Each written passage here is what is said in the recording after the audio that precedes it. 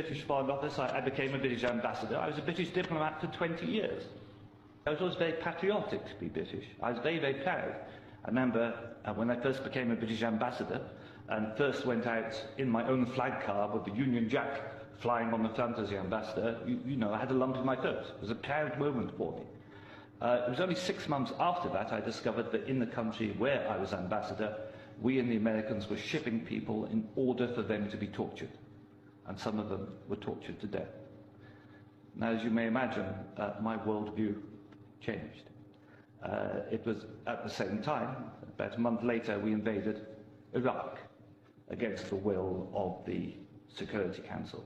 Not just without permission of the Security Council, but in the full knowledge that if it had gone to the Security Council, we would have been voted down.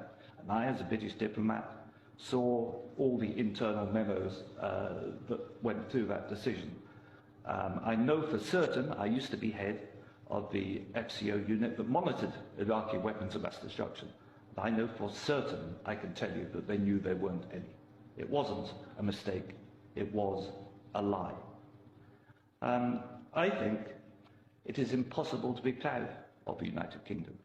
I think when we invaded Iraq, we did to the United Nations what Hitler and Mussolini did to the League of Nations.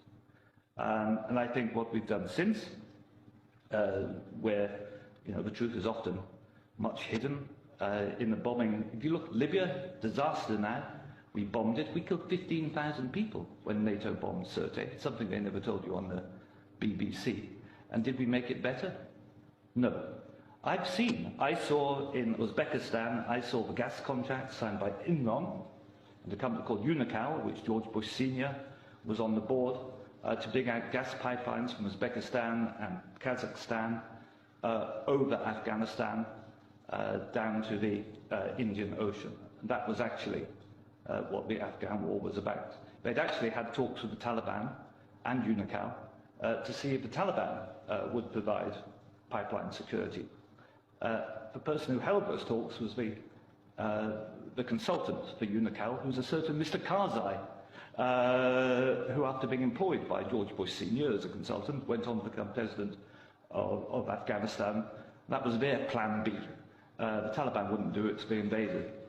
It usually, I've seen it on the inside, it's almost always about control of resources. It is every bit as corrupt as our first speaker. I'm sorry, I'm also terrible at names, integrated. You are absolutely right, Andrew.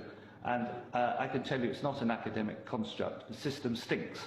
Westminster stinks. The British government is deeply, deeply immoral. They don't care how many people they kill abroad if it advances them. And anybody who votes no is voting to support a psychologically flawed, a pathological state, which is a danger in the world, a rogue state